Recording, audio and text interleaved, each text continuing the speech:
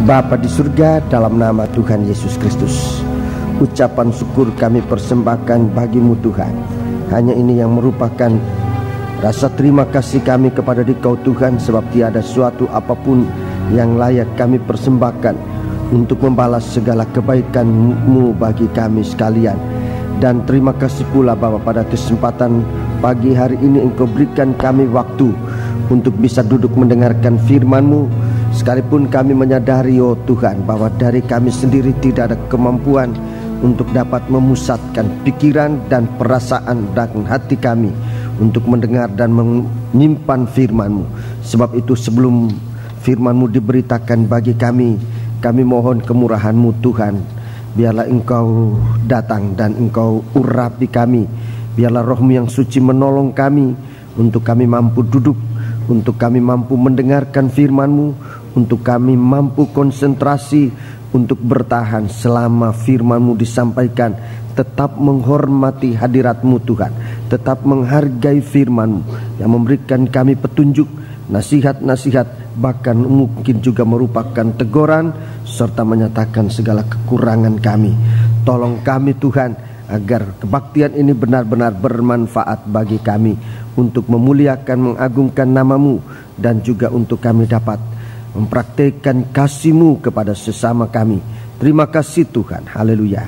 Kuasa-kuasa kegelapan yang mengganggu, yang menggoda kami saat pemberitaan firman-Mu, Tuhan, bersatu hati kami panggil nama Engkau buat usir dia. Di dalam nama Tuhan Yesus Kristus, segala setan kami perintahkan kamu dalam nama Yesus, pergi. Darah Yesus yang berkuasa, kuasai seluruh ruangan, bahkan saudara-saudara kami yang ada di luar, untuk kami dapat memperhatikan firman-Mu. Terima kasih Tuhan, terima kasih Bapa, haleluya.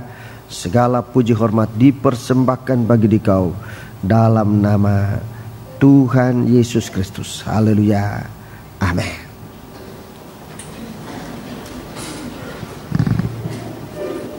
Saat pemberitaan firman Tuhan, biarlah kita gunakan dengan sebaik-baiknya dan duduklah dengan tenang di tempat dimanapun saudara sudah pilih, dengan sebebas-bebasnya untuk bisa mendengarkan firman Tuhan. Dari tempat ini saya menyampaikan kepada sidang atau seluruh sidang jemaat yang dikasihi Tuhan, salam sejahtera dan selamat berbahagia dalam menerima sabda Tuhan dalam nama Tuhan Yesus Kristus. Bahkan saudara-saudara kami yang datang dari gereja manapun yang pada pagi hari ini berbakti kepada bersama-sama dengan kami, bagi saudara kami menyampaikan selamat datang dan rasa syukur serta kesukaan bersama saudara dalam kesempatan berbakti bersama-sama pada pagi hari ini. Tuhan menyertai saudara-saudara sekalian. Puji Tuhan, saudara kita yang akan kembali ke Nederland sesudah kebaktian ini nanti sore, kami menyampaikan selamat jalan, Tuhan beserta Anda sampai ketemu kembali. Kalau tidak di Nederland, ya di Indonesia. Tuhan yang menentukan segala-galanya. Saudara-saudaraku, memang Bapak Pendeta Totes hari Minggu ini akan mempersiapkan sidang jemaat bersama majelis besar mereka di sana, anggota Broederat. Ya, akan itu semacam majelis besar kita di sini, akan mereka bersaksi, dan Bapak Pendeta siapa? Pendeta yang bersaksi, Pendeta Herbik diberikan kesempatan pada pagi hari ini untuk selain dari bersaksi juga akan menyampaikan firman Tuhan. Kemungkinan besar dia akan menyaksikan firman-firman yang dia terima selama berada di Indonesia. Hatinya terbakar, dan Bapak Pendeta Totes kepada tua-tua di Amsterdam sudah sempat menyampaikan kesaksian-kesaksian dengan segala kesukaan, sehingga menganjurkan supaya tua-tua turut memperhatikan apa yang menjadi kehendak Tuhan, yaitu masuk dalam persekutuan di hari-hari ini, untuk bisa melihat sendiri, mendengar sendiri bagaimana apa yang Roh Kudus kerjakan di hari-hari ini. Saya sempat kontak dengan Bapak dan Ibu Totes secara pribadi. Baik Bapak Totes maupun Ibu Totes berbicara kepada saya, dan mereka menyadari, mereka mengatakan rupanya kegerakan sedang terjadi di bumi kita bagian timur ini. Sebab mereka di sana akan mulai bangkit untuk bersama-sama kita masuk dalam kesatuan ini. Kita tetap berdoa. Oleh kemurahan Tuhan, saya dalam 2 hari selama 3 kali kebaktian, sebanyak 3 kali kebaktian sudah melayani pekerjaan Tuhan di Ujung Pandang.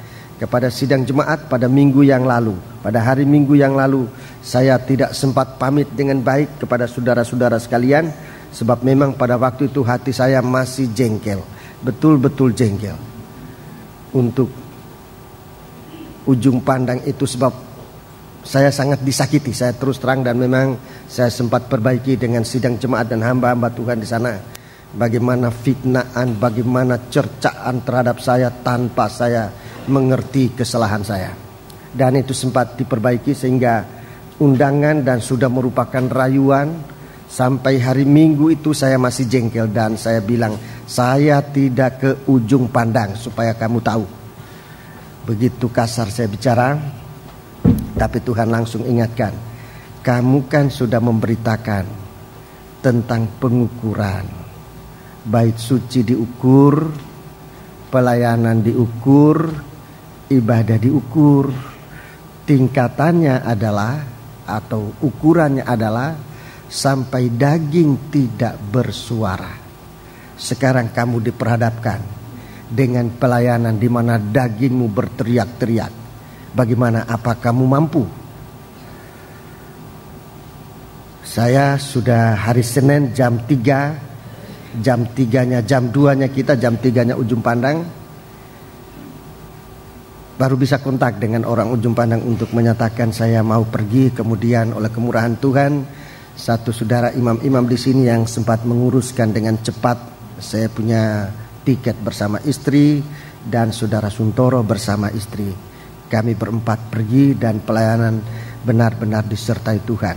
Saya menjadi tahu apa yang menjadi maksudnya Tuhan. Dan kesimpulan kesaksian saya adalah, kalau pelayanan ini tidak disertai dengan suara daging, ibadah tidak disertai dengan suara daging atau ditekan sebisa-bisanya, di sana kita merasakan suatu kebahagiaan, kekecewaan, kelelahan dan sebagainya, itu karena daging ini bersuara. Tapi kalau itu ditekan, memang kita belum mampu untuk mematikan seluruhnya. Tapi kalau saja ada kerinduan untuk menekan suara daging itu, dan kebahagiaan itu ada, sandungan-sandungan memang ada. Untuk saya kali ini dan kepada sidang jemaat saya sampaikan bukan untuk bermaksud lain, sebab memang kalau saya sebagai seorang gembala bersaksi semacam ini sungguh memalukan. Tetapi saya harus menyaksikan kepada sidang jemaat, saudara-saudaraku, agar sidang jemaat mendoakan supaya pelayanan di hari-hari mendatang, daging ini tetap disingkirkan sampai kita benar-benar akan masuk di dalam suatu pelayanan yang lebih rohani. Saya pada malam ini mendapat berita dari Tuhan untuk disampaikan kepada sidang jemaat tentang gerakan ini, tentang apa yang harus, tentang bagaimana rencana Tuhan untuk gerakan kita di hari-hari ini, untuk kita mengerti. Tetapi benar-benar kita lebih dahulu dimasukkan pada ukuran ini, benar-benar dimasukkan pada ukuran. Sebab kalau pada ukuran ini, gerakan untuk diukur ini, kita tidak termasuk. Gerakan yang kedua itu gerakan mujizat untuk membangkitkan satu pasukan yang besar, yang kuat. Orang ini tidak bisa masuk. Sebab itu saudara, kemari kita mau sungguh-sungguhkan ibadah kita ini. Kelelahan ada memang, saya tahu kita lelah. Saya sendiri merasakan kelelahan.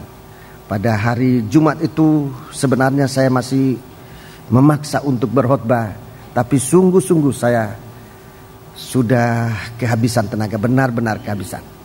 Dan kemarin, sepanjang hari kemarin saya istirahat. Dan hari ini oleh kemurahan Tuhan saya masih bisa berada di hadapan saudara-saudara untuk menyampaikan firman Tuhan. Kelelahan memang ada, kesibukan memang ada. Apalagi kesibukan, dan inilah yang nanti akan diberikan oleh iblis di saat mendekatnya hari perjamuan malam pesta kawin anak domba Allah. Untuk memenuhi undangan, kesibukan ini akan disampaikan oleh iblis. Sibuk baru membeli ladang, membeli lembu. Sudah membeli ladang baru melihat ladang, sudah membeli lembu baru mau coba. Itu benar-benar suatu bohong yang terang-terangan.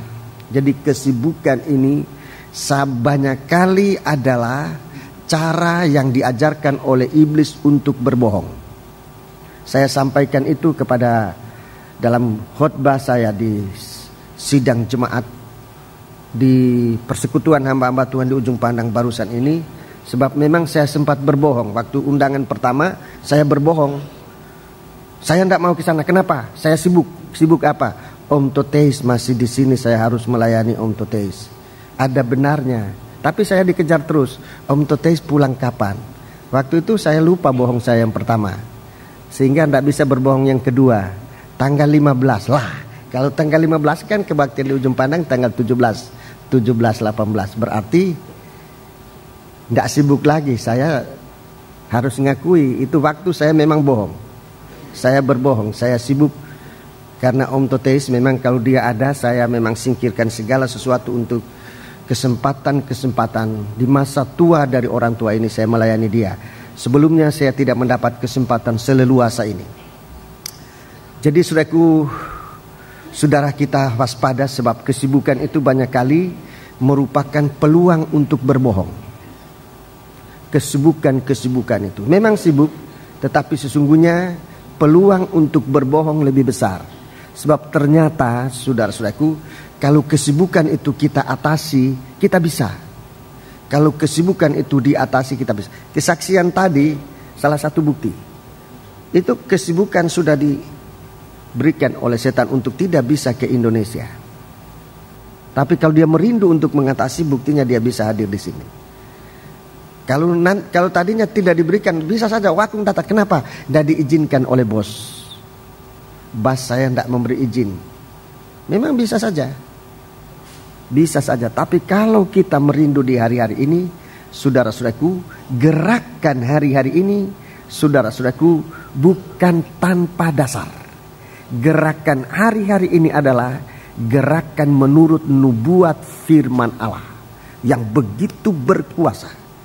Nubuat firman Allah yang begitu berkuasa, di mana saatnya bersamaan dengan setan mau mematikan anak-anak Tuhan. Jadi bagaimana kita? Sesungguhnya bagaimana kita? Ada banyak hal-hal di dalam undangan perjamuan kawin itu kita lihat jelas bahwa apa yang menjadi alasan-alasan itu semuanya merupakan kesempatan untuk berbohong. Kesempatan. Bukan saya mengatakan saudara punya kesibukan itu tidak ada.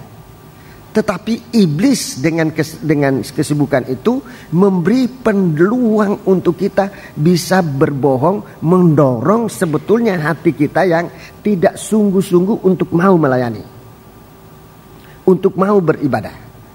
Itu di hati kita ada. Sebab dalam undangan itu, di undangan yang terakhir terbuka, sesungguhnya orang ini tidak mau. Di awal juga sesungguhnya enggak mau. Sesungguhnya mau. Kalau kita mau, segala sesuatu Tuhan akan aturkan. Sampai soal dana. Sampai dengan soal dana. Tetapi saudara-saudaraku, kalau saya ngomong ini, saya bicara ini, dana ini bukan harus diatasi dengan, saya gunakan aja istilahnya saya sendiri, ini bukan istilah umum, istilah saya sendiri, tidak bisa diatasi dengan iman gantung, iman gandol, nggak bisa, iman gandol nggak bisa mengatasi. Yang bisa mengatasi adalah iman yang merupakan benih yang akan menjadi akarnya kasih Allah di dalam hati. Sebab begitu nanti kita mengalami pekerjaan Tuhan, saudara-saudaraku, iman ini akan masuk berakar, tumbuh menjadi kita lebih mengasihi Allah. Itu iman yang saya maksudkan tadi. Jadi bukan gandol. Kalau gandol tidak bisa. Kalau gandol tidak bisa, mati. Jadi iman yang merupakan akar dari kasih Allah. Iman itu sesungguhnya permulaan mengasihi Allah. Itu akarnya kasih Allah. Ayatnya dalam Efesus, dalam kesempatan berikut saya akan suruh baca jika Tuhan izinkan. Efesus pasal 3, saudaraku, di situ memang disebutkan supaya iman ini menjadi akar kasih di dalam kita. Ya, jadi begitu saudaraku, supaya kita ini di hari-hari ini bertindak tegas. Kita masih punya tugas-tugas, kita masih punya tugas pelayanan. Dan pelayanan ini bukan pelayanan biasa, saudaraku. Kalau kita nanti membaca di dalam Wahyu pasal 11 ini, kita nanti melihat jelas bahwa gerakan-gerakan ini kita sudah mengarah kepada suatu gerakan di mana Tuhan benar-benar hampir datang. Ini bukan gerakan biasa. Ini bukan gerakan biasa. Ini bukan kunjungan biasa. Saudara ke Mojokerto, tiap hari saudara lewati Mojokerto. Saudara ke Mojokerto, Mojo Agung, setiap hari mungkin saudara ke sana, atau sedikitnya sudah banyak kali. Tetapi kali ini saudara-saudaraku, atau pelayanan-pelayanan kita kali ini, baik di jemaat kita sendiri, nanti pada tanggal 25 di sini ada kebaktian Natal Persekutuan. Tanggal 25 ada Natal Persekutuan, maupun latihan-latihan yang kita lakukan, ibadah-ibadah secara rutin yang kita lakukan, itu sesungguhnya sudah merupakan suatu gerakan khusus mengikuti nubuat dari firman Tuhan. Kita tidak ada instruksi lain, tidak ada, kecuali dengarkan firman Tuhan. Baik sidang jemaat maupun BP yang merupakan tulang punggung dalam kegiatan, dalam kegerakan ini, saudara, yang menjadi tulang punggung yang bergerak terdepan, saudara-saudaraku, tidak ada instruksi lain kecuali dengarkan firman Tuhan. Sudah berapa waktu lalu saya menyampaikan itu, sebab memang Tuhan tidak taruh di hati saya, di pikiran saya untuk memberi instruksi lain kecuali firman. Dengarkan firman Allah. Sejak BTFI kita sudah ditekan untuk bisa melihat gerak tiang awan, tiang api mengikuti tabut perjanjian. Sebab tabut itu akan membuatkan kita jalan baru yang belum pernah kita ikuti, dan akan mencarikan kita tempat damai sejahtera. Itu perjalanan dari tabut perjanjian. Sebab itu saudaraku, perhatikanlah firman Tuhan. Kegiatan di Mojokerto, saudara sudah diumumkan, sudah terima pengumuman, ada kesempatan untuk diaturkan bus yang bisa mengangkut bersama. Memang boleh pergi dengan kendaraan sendiri, tetapi bagi saudara-saudara yang tidak punya kendaraan sendiri, mau pergi bersama, boleh tentunya. Kalau ada nunutan boleh, silakan, saya anjurkan. Kalau memang ada nunutan silakan. Tetapi kalau toh sampai nunutan pun tidak ada, saudara dianjurkan untuk naik bis bersama dengan biaya berapa tempo hari? Sebutkan 7.000.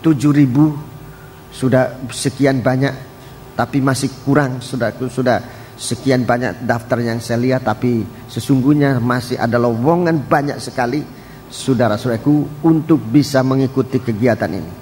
Bahkan di Mojokerto mereka menyediakan tempat sangat luas. Menurut berita, mungkin saya salah, tolong Budi betulkan kalau saya salah, dia menyediakan tempat yang bisa memuat 1.000 orang. Jadi kalau kita pergi 40 orang, ya sama dengan satu aja ini. Satu bagian ini aja seluas, selainnya kosong. Satu waktu kita ingat kita diundang ke Bandung. Itu saudara berapi-api mau ikut. Tetapi tempatnya tidak waktu itu dipilih, sampai bingung memilihnya. Toh saudara ke sana, Tuhan juga tolong. Jadi demikian, ini kali ini justru kesempatan banyak. Jadi silakan cepat mendaftar supaya bisa diaturkan bisnya itu. Sebab di hari-hari ini tidak semudah di waktu senggang yang lalu untuk mengurus izin trayek, untuk mengurus biaya-biaya dari kendaraan itu. Kita harus kontrak dengan pemilik bus dan sebagainya. Kita butuh waktu. Sebab itu tolonglah panitia yang dengan sangat sukarela. Setahu saya panitia tidak mengambil untung 1 sen belah 7 pun rasanya enggak. Mereka kerja malah mengeluarkan uang untuk biaya sendiri, untuk nguruskan bagi kita sekalian. Kita hanya bantu daftarkan diri, bantu bayar untuk diri kita sendiri. Saudara-saudaraku, kalau saudara punya uang 5.000, ya 5.000 itu. Tapi sungguh-sungguh hanya 5.000, jangan 10.000 sudah bilang uangku hanya 5.000. Nanti yang 5.000 itu kecopetan. Bener, saya pernah dibohongi begitu. Uangku ndak ada. Perjalanan sampai di Banjarmasin, kecopetan. Berapa? Sekian banyak. Tadi di Surabaya kamu bilang ndak ada uang. Tuh kecopetan bilang sekian banyak. Nggak nakut-nakuti saudaraku, tapi memang pengalaman ini banyak. Siapa tahu sesudah kebaktian ini pengumuman di TVRI uang dipotong. Pengalaman pendeta sore begitu. Waktu jalan kolektif semua ngangguk, nggak ada uang. Begitu keluar dari gereja diumumkan uang dipotong, tapi bukan RRI, bukan TVRI yang ngomong, yang itu desas-desus. Lalu orang berbondong-bondong datang ke Om Sore, bawa uang, ini uang. Om Sore bingung, kenapa orang tadi ini tidak ada uang, sekarang banyak uang. Rupanya uang yang pikirnya sudah nggak laku, dibawa ke gereja aja uang tidak laku. Begitu uang sudah terkumpul, pengumuman itu desas-desus tidak jadi, uang tidak dipotong. Jadi pendeta sore ya banyak uangnya jadinya. Jadi begitu banyak. Kalau saya cerita ini bukan lelucon, bukan lelucon. Saya tidak mau lelucon. Ini kejadian yang sungguh-sungguh. Keadaan kita sekarang, saudaraku, saya ngomong sama hamba-hamba Tuhan. Kalau kita berdoa supaya menjadi tenang, keadaan ini rasanya agak sulit. Ahli-ahli aja sudah angkat tangan untuk mengatasi situasi ini. Kemudian saya punya mata terbuka, Wahyu Fatsal yang ketiga. Sudah ingat jemaat Philadelphia. Memang itu guncangan akan terjadi, percobaan yang akan menimpa seluruh dunia. Jadi doa pendeta besar siapapun yang namanya guncangan ini ya guncangan. Tetapi di situ Tuhan akan menyatakan perlindungannya bagi orang yang taat pada firman.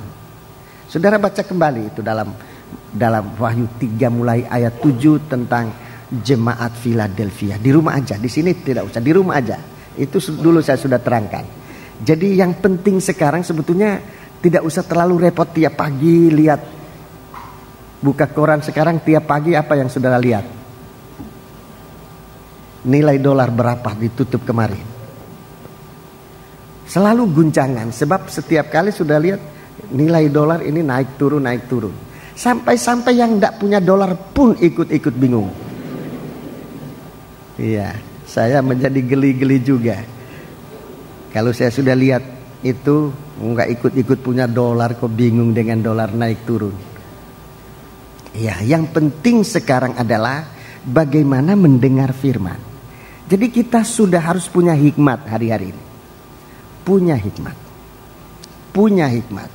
Kita ikutkan guncangan bumi ini, kita bingung. Sebab orang pandai aja bingung kok. Orang punya dolar bingung, kita yang tidak punya dolar yang tidak pandai sebetulnya kesempatan. Tapi bagi saudara yang punya dolar, punya kepandaian, juga saya ajak, ayo kita lekas jangan ikut bingung dengan situasi ini. Tetapi coba kita kembali kepada firman. Sebab firman itu yang tidak tergoyahkan. Kalau guncangan ini terjadi, di surat Ibrani dikatakan Tuhan sedang menguji. Siapa yang berakar itu tidak akan tergoyahkan. Ini sedang diuji oleh Tuhan. Sebab itu mari kita ikut firman Tuhan. Saudaraku, pengumuman saudara selalu lihat kembali ya. Yang terdekat kebaktian kita adalah Kamis 25 Desember, kebaktian Natal Persekutuan. Ini kebaktian khusus ya. Kebaktian rutin tetap berjalan sebagaimana biasa pada hari Selasa Bidstone, dan kemudian hari Kamis kebaktian Natal Persekutuan di Lemah-Putro, Jalan Johor dan Lemah-Putro, disatukan di Lemah-Putro jam 17.30. Tiap kali saya akan memperingatkan kita sekalian. Dan tanggal hari Jumat 26 Desember kebaktian Natal di Mojokerto, juga kebaktian Persekutuan, Jalan Kartini nomor 4 Mojokerto, pukul 17.30. Sesudah kebaktian ini, saudara yang belum mendaftar dan saudaraku mulai ada kerinduan, diberikan kesempatan untuk mendaftar.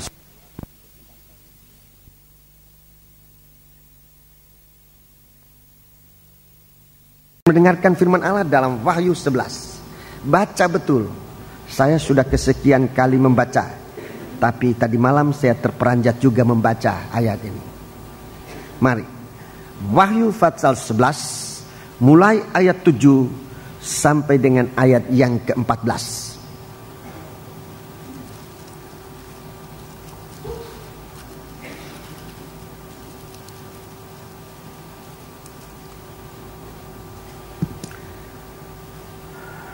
Dan apabila mereka telah menyelesaikan kesaksian mereka, maka binatang yang muncul dari jurang maut akan memerangi mereka dan mengalahkan serta membunuh mereka. Ya, binatang ini disebut binatang itu daging, roh yang menjadi daging. Tuhan Yesus, Roh Kudus menjadi manusia. Tetapi binatang ini roh jahat, setan dalam bentuk daging.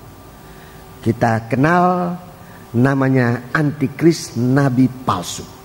Wahyu 13 disebut bukan binatang tapi binatang buas.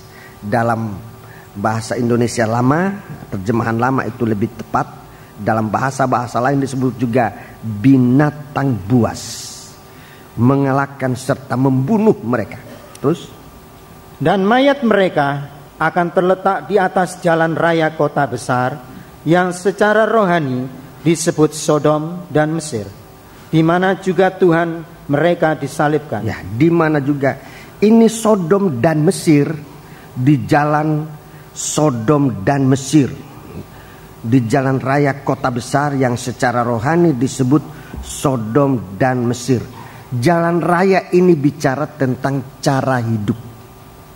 Cara hidup anak-anak Tuhan. Dulu orang Israel, sekarang anak-anak Tuhan. Israel secara rohani. Cara hidup macam Sodom ini kecemaran. Kecemaran yang sampai masuk di dalam gereja Tuhan.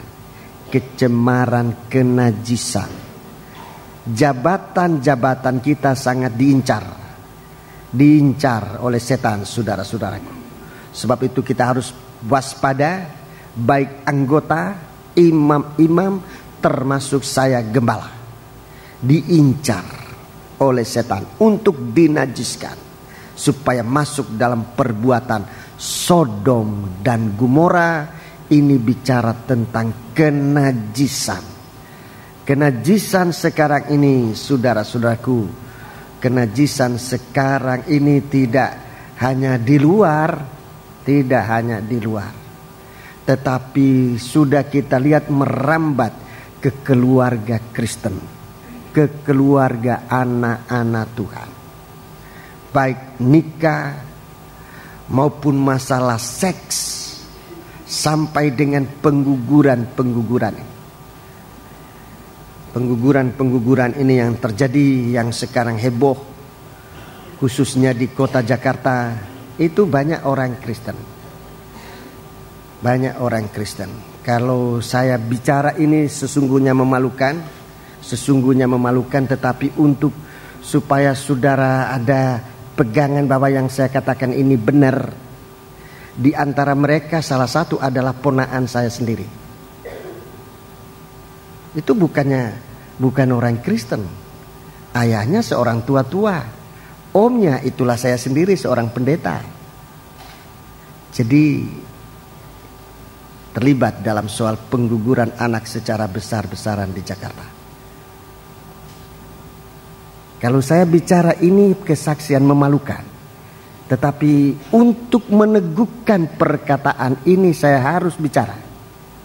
Jadi jangan lengah karena imam, jangan lengah karena pendeta, jangan lengah karena tua-tua.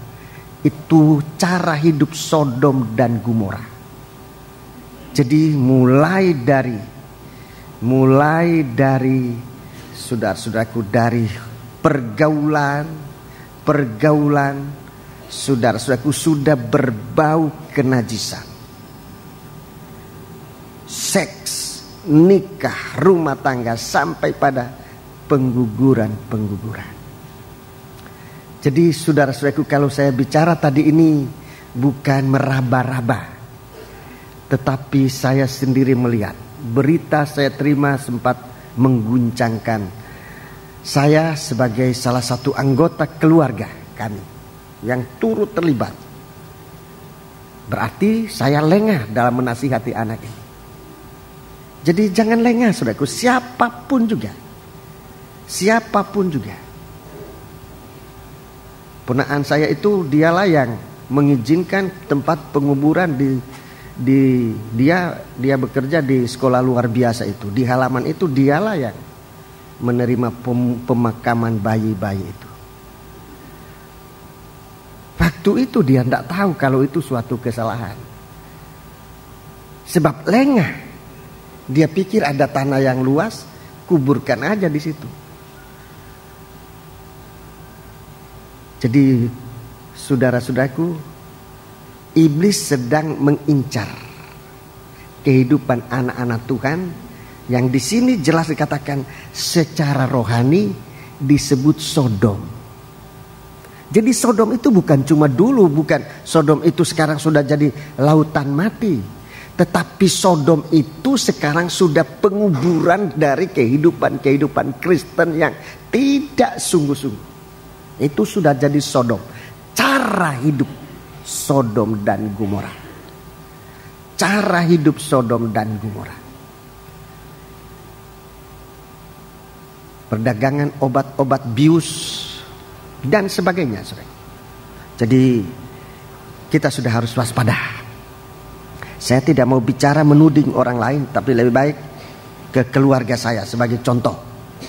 Kalau saya ngomong ini sebagai contoh supaya waspada. Yang saya omong ini bukan untuk menghakimi orang, tetapi supaya lihat betul. Lihat betul kejadian-kejadian sekarang ini sudah benar-benar Sodom dan Gomora. Sudah benar-benar Sodom dan Gomora. Dan di sini dikatakan Sodom dan Gomora itu tempat penyalipan Tuhan.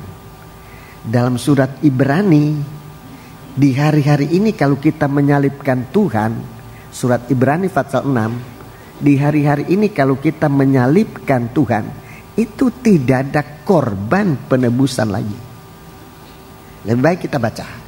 Jadi kalau sekarang ini kita sudah menjadi Kristen tapi hidup cara Sodom, saudara-saudaraku, tidak ada korban penebusan lagi.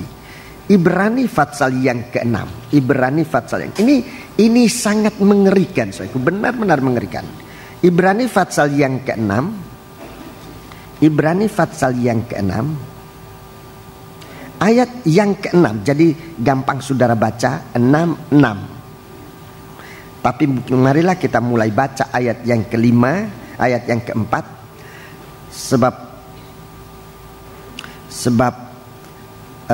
Tapi tekanannya nanti pada ayat 6. Jadi ingat ayatnya itu 6:6.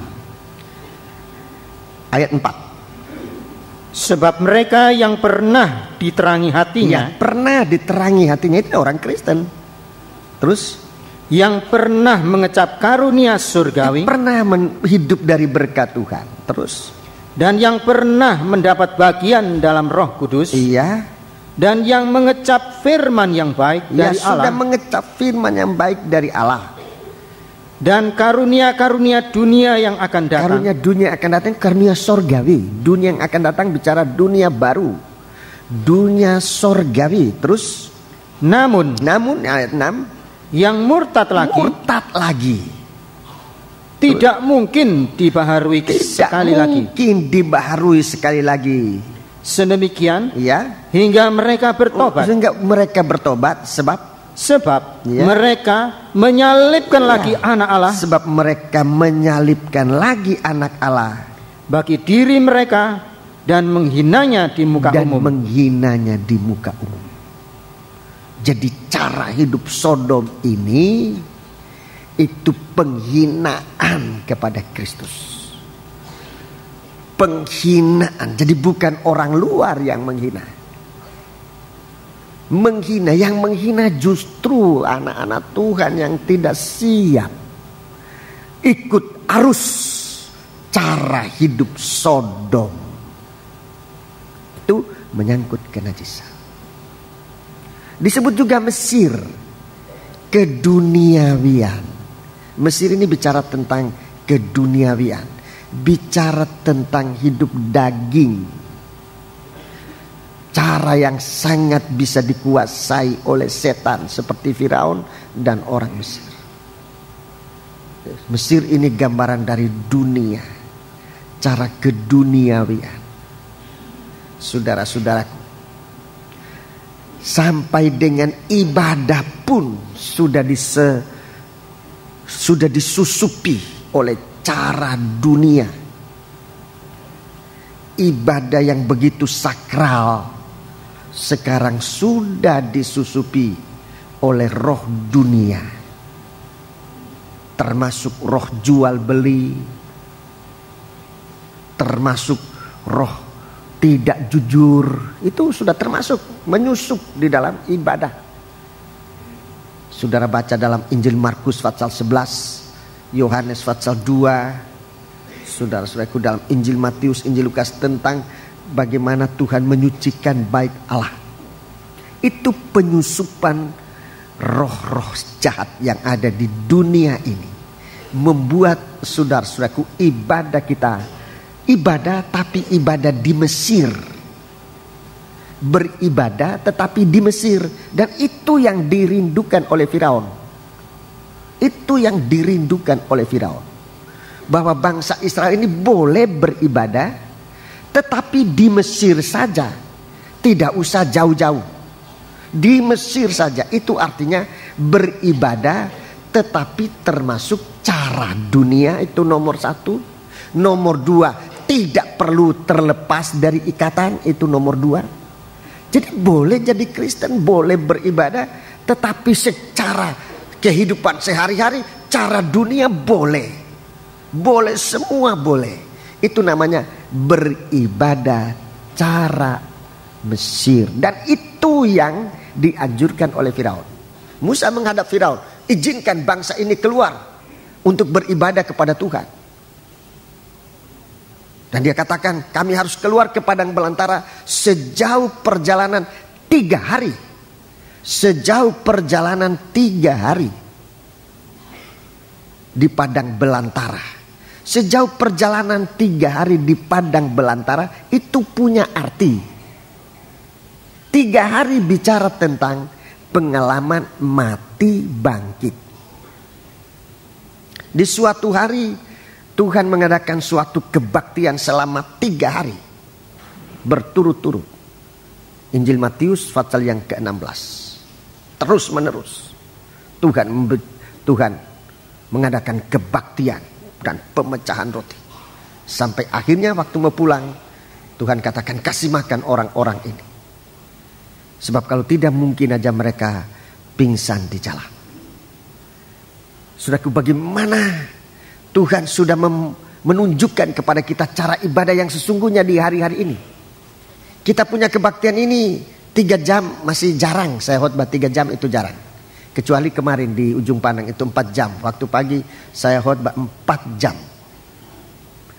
Tapi mereka semua terpaku. 4 jam itu mereka semua tergantung pada firman. Tidak ada yang goyah. Baik di dalam ruangan maupun di luar ruangan. Sesudah saya selesai khotbah, saya tidak adakan altar call. Mereka yang lari ke depan untuk menyerahkan diri kepada Tuhan. Jadi bukannya tidak capek. Saya selama khotbah berdiri, tidak duduk. Lama khotbah itu 4 jam saya berdiri, saya tidak merasa capek. Sesudah itu baru capek. Kemarin baru saya capek itu. Hari Jumat itu capek. Sudah habis khotbah. Kemarin saya istirahat. Ini hari saya khotbah lagi. Itu bicara 3 hari 3 malam. Tanda kematian dan kebangkitan. Itu ibadah. Ibadah yang disertai dengan tanda kematian dan kebangkitan. Mulai dari kematian, tidak ada orang yang suka mati. Tidak ada orang yang suka mati. Kecuali orang stres. Selain dari itu gak ada orang mau mati. Hanya orang stres. Stres pun stres berat. Kalau stres biasa enggak. Nah, kita punya ibadah ini suatu tantangan untuk duduk mendengar firman Allah sedemikian rupa. Sudah beribadah, mendengar kesaksian, menyanyi. Rasanya seluruhnya mungkin 3 jam kita kebaktian, atau 3 jam, 3,5 jam. Mungkin demikian. Dan memang kalau disuruh pilih khotbah panjang atau khotbah pendek, selalu saya bilang saya pilih khotbah pendek. Tetapi syarat, tanda dari ibadah yang namanya perjalanan 3 hari itu ndak ada, ndak kelihatan. Itu ringan-ringan, terlalu ringan-ringan, terlalu ringan-ringan. Coba berjalan 3 hari 3 malam. Kita dari rumah aja sejauh-jauhnya sudah punya rumah di Sidoarjo umpamanya. Menurut ukuran saya di keadaan sekarang ini buat sidang jemaat ini. Yang paling jauh Jombang. Dari Jombang ke sini berapa jam? 1 hari saya kira sampai jalan. Bagaimana Bung Andi? Jalan sampai 1 hari? Jalan kaki? Kalau Mojokerto berapa? 6 jam. Kalau Jombang mungkin 1 hari 1 malam. Ini masih lebih jauh lagi. 3 hari 3 malam. Jalan kaki. Jadi bukannya enak-enak. Kita sekarang sudah ada kendaraan. Belum perjalanan sejauh 3 hari 3 malam. Itu tanda sengsara. Sebelum kebaktian Natal Persekutuan, saya diharuskan oleh Tuhan untuk pergi ke Kalimantan. Saat itu pesawat tidak ada sebab awan tebal. Saya ikut-ikut kebingungan. Dibodohin oleh setan, dibodohin. Hanya karena tidak ada pesawat, saya sudah bingung dan saya pikir, wah, harap kapal. Kapal masih pikir kita beli tiket, kalau ada kamar lebih bagus. Waktu beli tiket juga tidak ada tiket kapal. Jadi harus turun di Banjarmasin. Sudah perhitungan dari Banjarmasin harus ikut sungai atau ikut darat yang saya belum tahu jalannya pada waktu itu sesukar mana. Sudah bingung. Tapi waktu di tengah-tengah perjalanan, saat mau menyeberang sungai, saya sempat diingatkan oleh Tuhan. Saya diingatkan oleh Tuhan. Jemaat atau sidang jemaat di Palangkaraya itu dulu tahun 63, saya yang termasuk salah seorang yang memulaikan. Kami ada 2 orang yang membuka jemaat itu, salah satunya saya, dan melanjutkan penggembalaan kurang lebih 1 tahun saya menggembalakan, baru saya serahkan itu jemaat itu. Dulu perjalanan dari Surabaya 1 minggu. Kok waktu itu saya tidak pikir sulit. Waktu itu kalau harus naik perahu layar itu saya mau naik perahu layar. Tapi kok waktu itu saya tidak pikir sulit. Sekarang dari Surabaya sampai Palangkaraya 1 hari saya sudah pikir-pikir sampai rasanya tidak mungkin sampai. Jadi di tengah jalan itu saya malu sama Tuhan. Sementara dalam perjalanan di mobil memang penuh debu, tapi saya malu sama Tuhan. Dulu tahun 63 kamu bisa, kenapa harusnya sekarang kamu lebih bisa? Setelah melewati 30 tahun pengalaman melayani Tuhan, kenapa malah merosot? Masih kamu naik pesawat dari Surabaya ke Banjarmasin. Masih bisa jalan naik mobil 1 hari Surabaya sampai di Palangkaraya, kok kamu sudah merosot kayak gini? Saya malu sama Tuhan. Setelah ibadah saya diukur oleh Tuhan, ternyata tidak mampu untuk menghadapi beratnya tantangan yang semakin nyata. Ibadah kita sekarang ini, saudaraku, ibadah yang diukur oleh Tuhan. Tantangan semakin hebat. Jangan cerita masa dulu, saudaraku. Coba bagaimana masa sekarang. Sebab nanti Tuhan akan lihat masa sekarang. Kalau masa dulu jalan kaki kena hujan juga tetap jalan, harusnya sekarang kita sudah lebih mantap.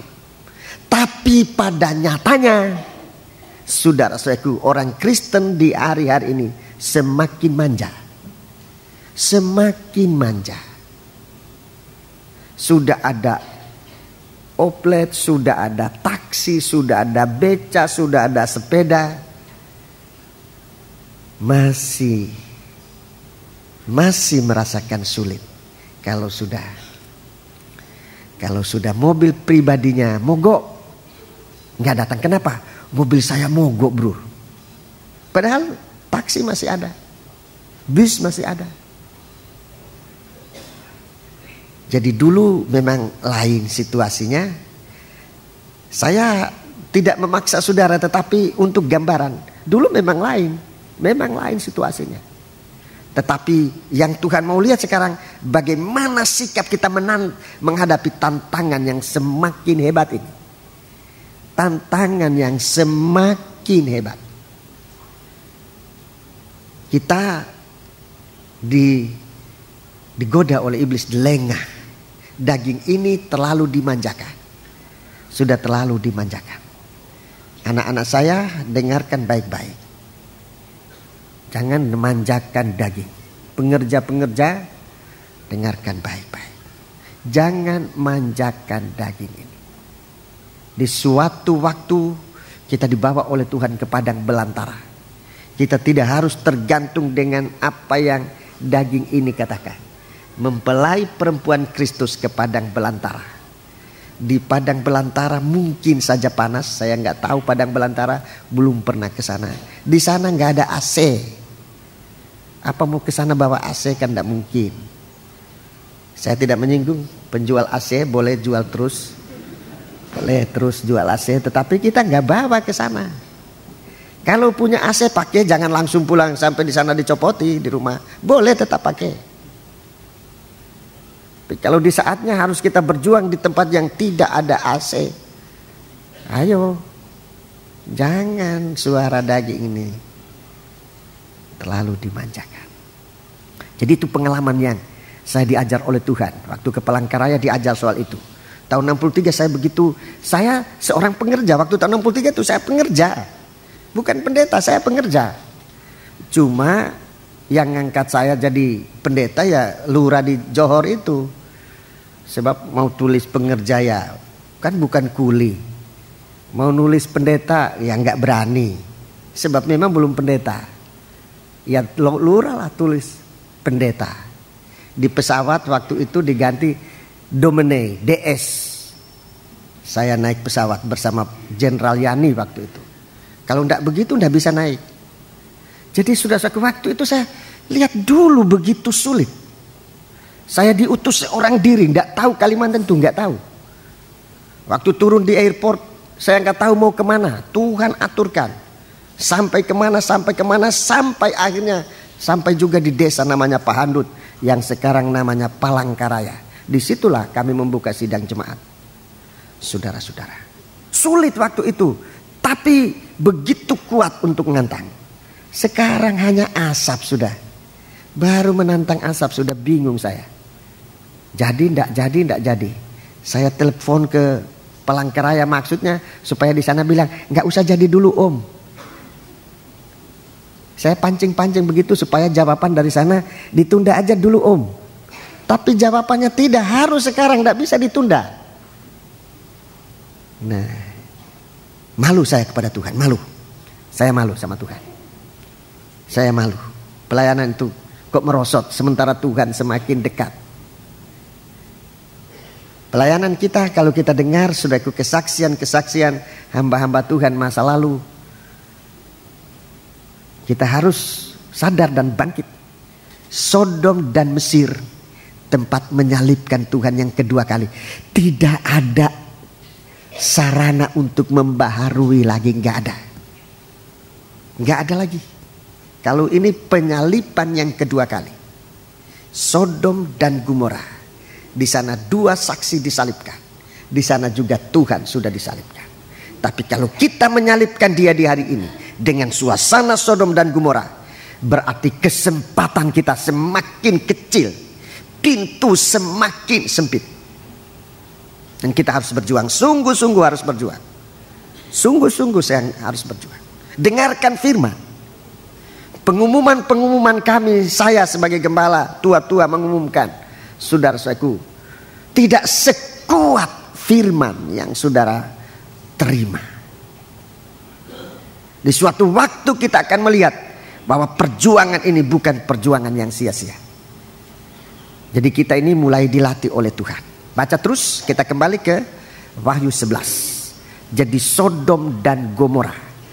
Sodom dan Gomora. Jadi situasi ini yang saudara-saudaraku membuat kita lengah, membuat kita lemah. Tetapi tanpa kita sadari, kita sudah menyalibkan Tuhan untuk kedua kalinya. Dan itu suatu penghinaan secara nyata di hadapan umum. Mari baca terus. Dan orang-orang dari segala bangsa dan suku dan bahasa dan kaum melihat mayat mereka 3,5 hari lamanya, dan orang-orang itu tidak memperbolehkan mayat mereka dikuburkan. Ya, terus.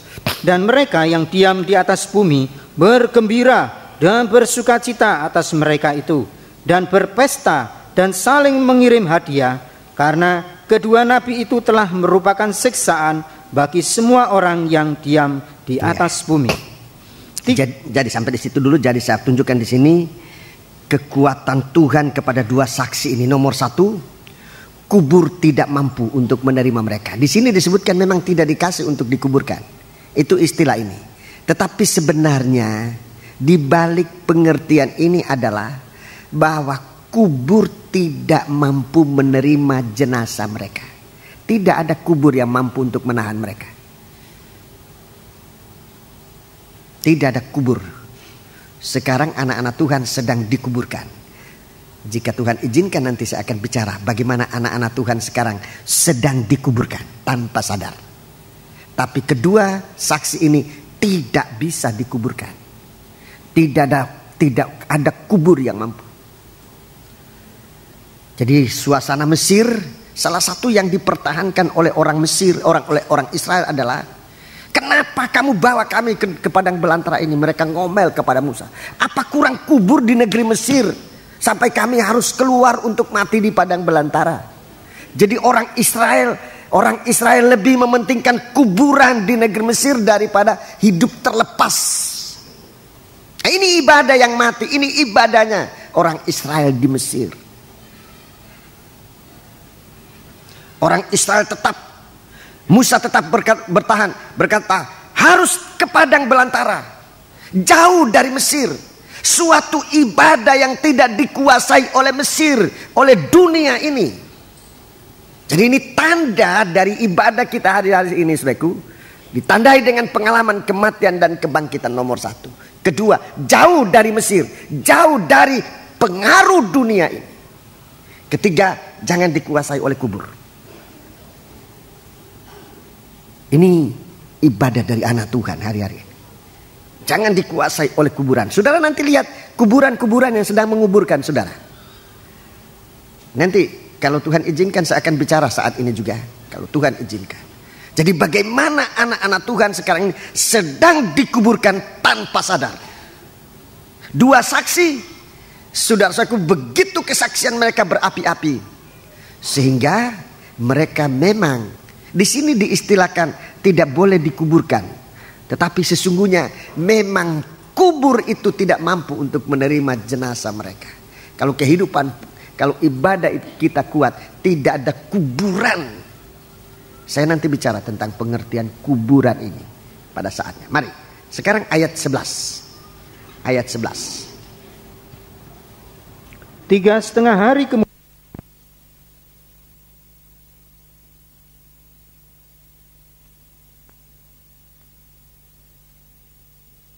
roh kehidupan dari Allah ke dalam mereka, sehingga mereka bangkit dan semua orang yang melihat mereka menjadi sangat takut. terus Dan orang-orang itu mendengar suatu suara yang nyaring dari surga berkata kepada mereka, naiklah kemari. Lalu naiklah mereka ke langit, diselubungi awan, disaksikan oleh musuh-musuh mereka. Pada saat itu terjadilah gempa bumi yang dahsyat, dan 1/10 bagian dari kota itu rubuh, dan 7.000 orang mati oleh gempa bumi itu, dan orang-orang lain sangat ketakutan, lalu memuliakan Allah yang di surga. ya, ayat 14.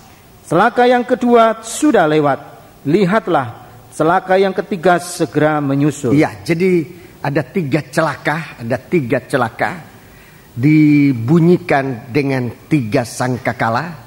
Sangkakala kelima, sangkakala keenam, sangkakala yang ketujuh.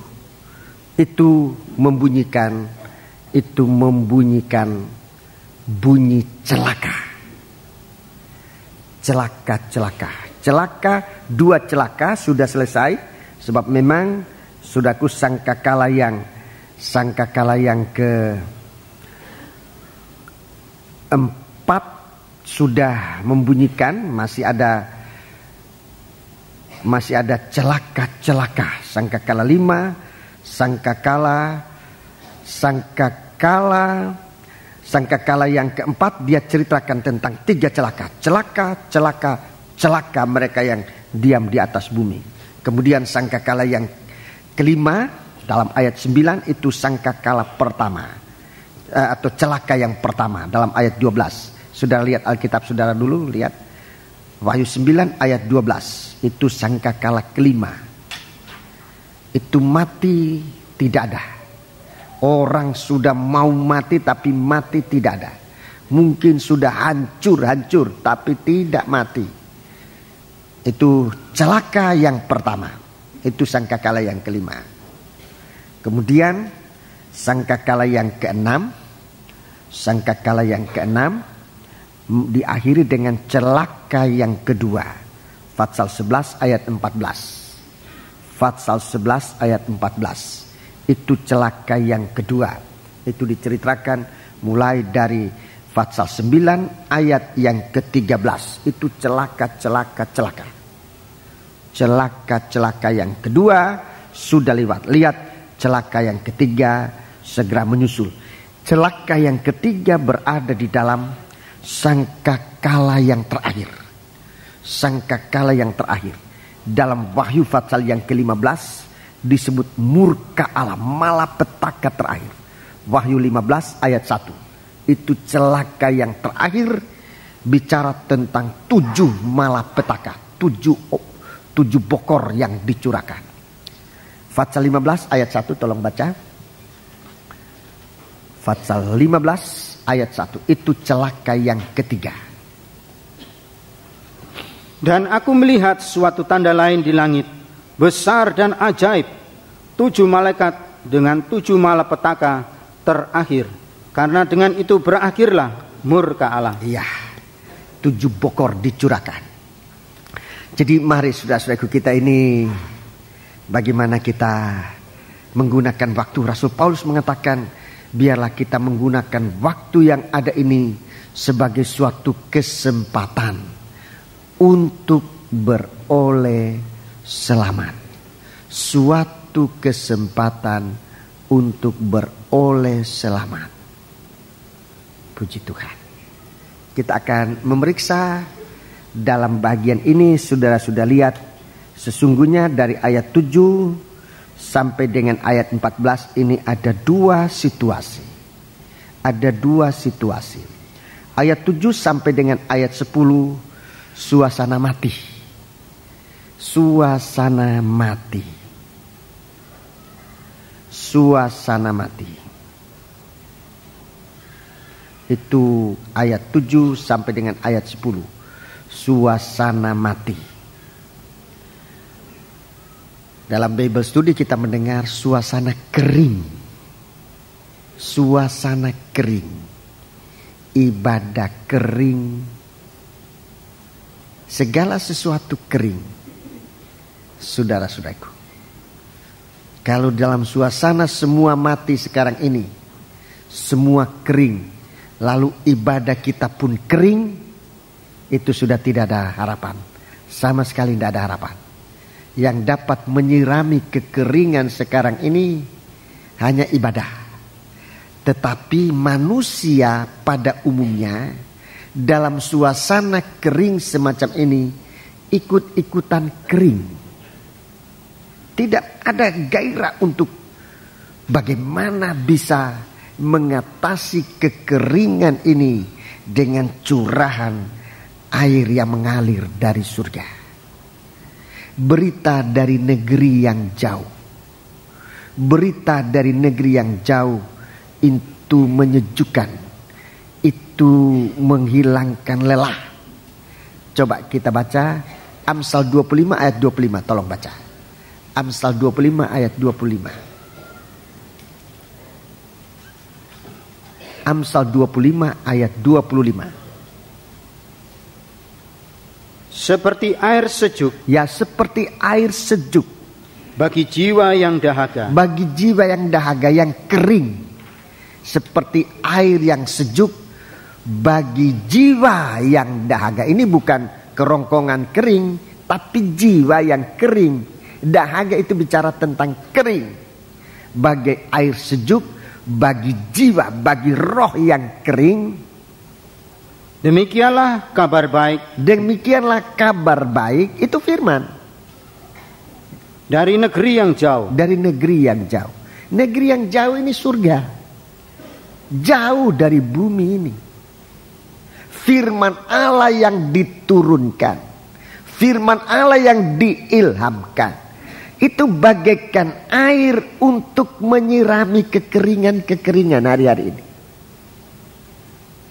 Jadi biar kita bijaksana menghadapi kekeringan-kekeringan semacam ini. Jangan coba gali sumber dari bumi ini. Itu semuanya kering, saudara-saudaraku. Untuk membasahi jiwa yang kering, jiwa yang dahaga adalah kabar baik. Bahkan saya katakan kabar terbaik. Itulah firman Allah yang datang dari negeri jauh. Itu firman yang diilhamkan. Itu sebabnya saya selalu mohon kepada sidang jemaat. Jika saudara merasa haus akan firman, berdoa untuk gembala. Supaya Tuhan memberikan berita dari surga. Kalau tidak ada berita dari surga, gembala gak bisa khotbah. Sekolahnya saya dulu hanya 3 bulan. Duduk di bangku. Sekolah Lempinel itu dulu 3 bulan. Kursus, sebetulnya bukan sekolah, itu kursus. 3 bulan kilat. Belum tamat sudah ditamatkan. Sebab memang waktu itu kita sudah dalam suasana gawat. Ya tamat 3 bulan itu. Ya cuma 3 bulan itu sampai sekarang ini. Kalau tidak ada berita dari surga, jangan saudara mikirkan pendeta pandai. Apalagi saya selalu bilang saya ini tidak punya kepandaian apa-apa. Kalau saudara tidak merindukan firman, tidak berdoa, ya nggak ada firman. Saudara dengar kesaksian Bapak Herdik. Bagaimana dia merasa kekeringan. Dia seorang hamba Tuhan. Dia seorang gembala. Dan saya rasa kesaksiannya itu tidak mengada-ada. Tidak untuk menyenang-nyenangkan. Sebab kesaksian semacam itu begitu banyak, bukan satu, begitu banyak saya dengar. Waktu saya ke negeri Belanda, suara-suara itu. Dan dia katakan saya di sini bagaikan dicemplungkan dalam air yang sejuk. Kekeringan sedang melanda dunia ini. Apa di Eropa itu kekurangan ini, kekurangan itu? Tapi mereka merasa kering. Mereka merasa kering. Negara-negara Eropa termasuk negara maju, negara industri. Kita di sini negara berkembang, bedanya jauh. Tapi kalau kita di sini merasa sekarang sedang dalam suasana bahagia oleh berita firman, itu kelebihan kita. Jadi coba jangan lengah dalam berdoa, jangan sudah selesai kebaktian kebangunan rohani lalu berdoanya langsung seperti lilin yang dipadamkan. Nyalakan terus doa itu. Sebab kita membutuhkan firman. Seperti sungai, seperti air dari air sejuk. Demikian berita yang baik bagi jiwa yang haus, yang kering. Jadi dalam cerita ini, dalam kitab Wahyu yang ditunjukkan, suasana mati, suasana kering. Suasana mati dan kering. Itu dalam ayat 7 sampai ayat 10. Ayat 11, ini suatu gerakan. Nah ini yang saya mau bicara. Ini suatu gerakan sedang terjadi. Suatu gerakan sedang terjadi. Ini gerakan dari orang-orang pilihan. Ayat 11, saudara-saudaraku, ayat 11, ini gerakan dari orang-orang pilihan. Sebab gerakan ini tidak lagi arahnya ke bumi, tapi gerakan ini sudah mengarah kepada suatu pengangkatan, saudara-saudara. Dan ini tidak bisa ketinggalan. Kalau gerakan ini masih arahnya ke bumi, ada gerakan ke negeri Belanda, ketinggalan kali ini mungkin tahun depan masih bisa.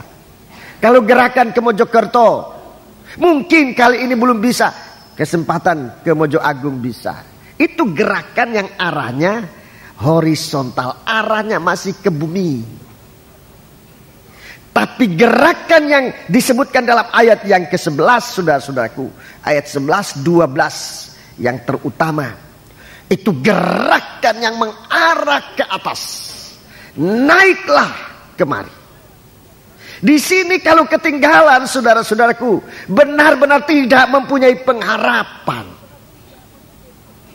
Kalau gerakan ini arahnya nanti ke arah naik ke atas, saudara-saudaraku, benar-benar kalau ketinggalan tidak punya pengharapan. Tidak punya pengharapan. Sebab ini sudah sampai pada batas terakhir. Untuk mulai masuk dalam kematian selama 1000 tahun. Untuk nanti akhirnya 1000 tahun akan dibangkitkan untuk berperang dengan roh orang-orang suci. Tapi orang-orang ini akan kalah. Orang-orang yang ketinggalan akan kalah dan masuk dalam api neraka. Mengerikan betul.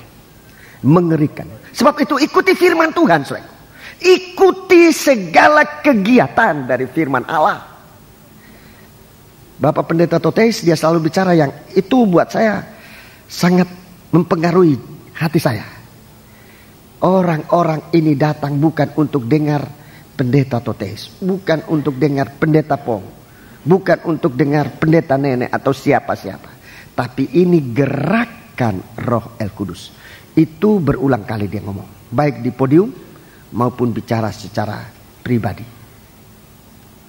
Dan kita harus waspada terhadap ini gerakan. Jadi ada dua keadaan ini, keadaan kering. Dalam keadaan kering juga ini terjadi gerakan, saya. Dalam keadaan ini nanti terjadi gerakan, saya akan. Jadi dua kegerakan ini, di suasana kering ini ada kegerakan. Tapi arahnya masih arah horizontal. Masih di bumi ini. Tapi arah yang kedua, gerakan yang kedua, arahnya ke atas.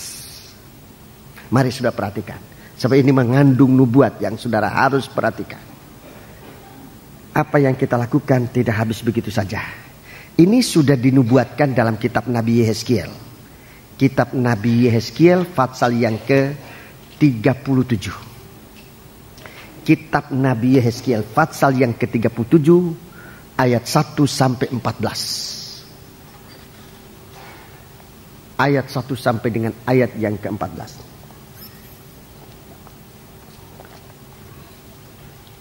Lalu kekuasaan Tuhan meliputi aku, dan ia membawa aku keluar dengan perantaraan rohnya dan menempatkan aku di tengah-tengah lembah. Iya, terus? Dan lembah ini penuh dengan tulang-tulang. Iya, penuh dengan tulang-tulang kering. Itu sebetulnya istilahnya yang tepat. Lembah ini penuh dengan tulang-tulang kering. Terus? Ia membawa aku melihat tulang-tulang itu berkeliling-keliling, dan sungguh amat banyak bertaburan di lembah itu. Iya. Lihat, tulang-tulang itu amat kering. Tulang-tulang itu amat kering. Tulang-tulang itu amat kering. 3. Lalu ia berfirman kepadaku. Ya, lalu berfirman kepadaku. Hai anak manusia. Hei anak manusia. Dapatkah tulang-tulang ini dihidupkan kembali? Dapatkah tulang-tulang ini dihidupkan kembali? Aku menjawab. Ya Tuhan Allah. Engkaulah yang mengetahui. Engkaulah yang mengetahui. Ayat 4. Lalu firman-Nya kepadaku. Bernubuatlah mengenai tulang-tulang ini, dan katakanlah kepadanya. Ya. Hai tulang-tulang yang kering. Hei tulang-tulang yang kering. Dengarlah firman Tuhan. Beginilah firman Tuhan Allah kepada tulang-tulang ini. Iya. Aku memberi nafas hidup di dalammu. Iya. Supaya kamu hidup kembali. Iya. Aku akan memberi urat-urat padamu. Iya. Dan menumbuhkan daging padamu. Iya. Aku akan menutupi kamu dengan kulit. Iya. Dan memberikan kamu nafas hidup, supaya kamu hidup kembali. Dan kamu akan mengetahui bahwa akulah Tuhan. Ya, ini keadaan dari anak-anak Tuhan sekarang. Bagaikan di lembah, begitu banyak umat Kristen termasuk, atau agama Kristen termasuk agama besar di dunia. Di antara sekian agama besar, agama Kristen termasuk besar. Begitu banyak pengikut-pengikutnya. Tetapi kalau ini merupakan tulang-tulang kering, ya mau diapakan? Jemaat Tuhan, kita harus waspada, jangan sampai jadi tulang kering. Coba sudah lihat apa tulang kering ini apa? Ayat 11. Kita baca lebih dahulu ayat 11. Ayat 11. Firman-Nya kepadaku. Hai anak manusia. Tulang-tulang ini adalah tulang-tulang kering. Tulang-tulang kering ini adalah seluruh kaum Israel. Itu dulu Israel, sekarang zaman perjanjian baru. Surat Roma pasal 11. Itu saudaraku, anak-anak Tuhan seluruhnya. Itu bangsa Israel, itu kaum Israel. Terus, sungguh mereka sendiri mengatakan, tulang-tulang kami sudah menjadi kering. Dengarkan apa yang dijeritan dari anak-anak Tuhan sekarang. Kami ini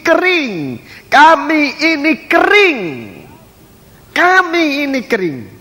Saya tidak sekali dua kali mendengar perkataan ini. Sebab itu kalau kita ini sempat disirami oleh Tuhan, jangan sia-siakan kesempatan. Tulang-tulang sekarang sedang berteriak, kami ini kering. Terus, dan pengharapan kami sudah lenyap. Kami sudah hilang. Terus, oleh sebab itu bernubuatlah dan katakan kepada mereka. Beginilah firman Tuhan Allah. Sungguh. Aku membuka kuburmu. Dan membangkitkan kamu. Hai umatku. Terus, dari dalamnya. Dan aku akan membawa kamu ke tanah Israel. Iya, aku akan membawa kamu ke tanah pilihan Allah, ke tanah Israel. Puji Tuhan, sampai di situ. Jadi ini suasana Kristen, suasana gereja Tuhan sekarang ini. Saudara, kalau saya bicara ini, saya mohon kepada Tuhan untuk memeriksa hati saya. Saya tidak bermaksud untuk menghakimi gereja-gereja mana saja. Tetapi sebagai seorang gembala, saya mengingatkan kita. Ini teriakan sekarang ini. Kami sudah kering. Tidak usah ke tempat lain. Di tempat sini aja masih saja ada suara itu. Kami ini sudah kering.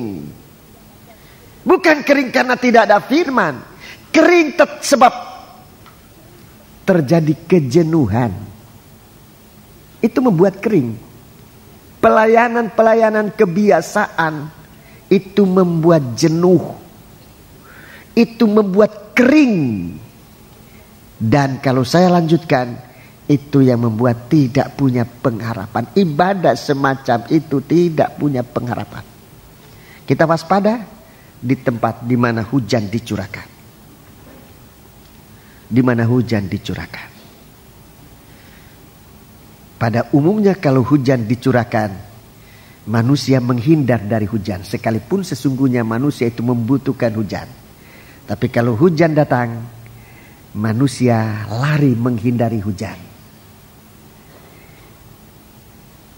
Manusia membutuhkan firman Allah. Tapi begitu firman Allah datang, manusia lari meninggalkan firman. Itu kejadian yang sekarang terjadi. Kami kering. Kami hilang pengharapan. Kami sudah hilang. Dan ini di dalam surat para rasul termasuk Rasul Paulus. Dia bicara tentang kejadian ini.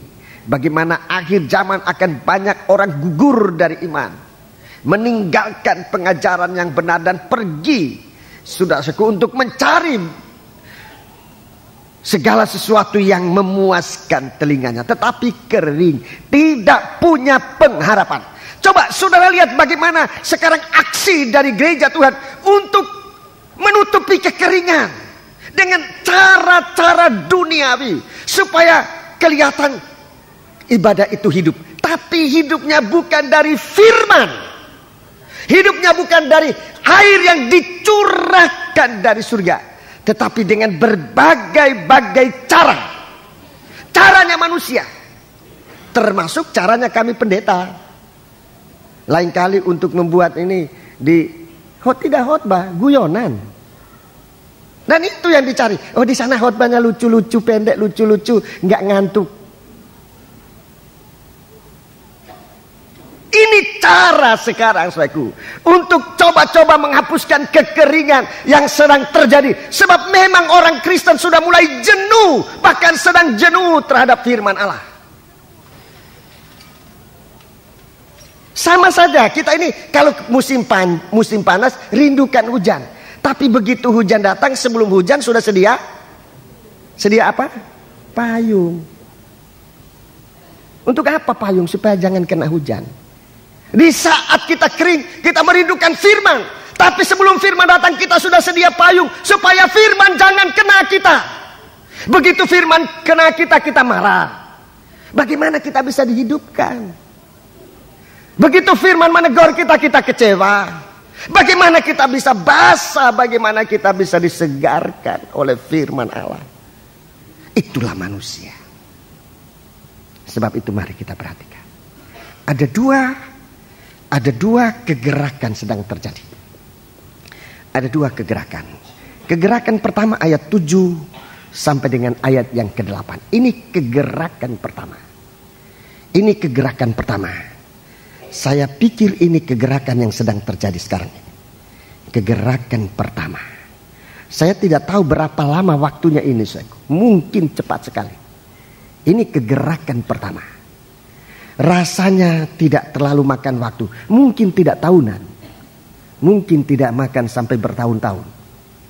Mungkin cepat sekali. Ayat 7.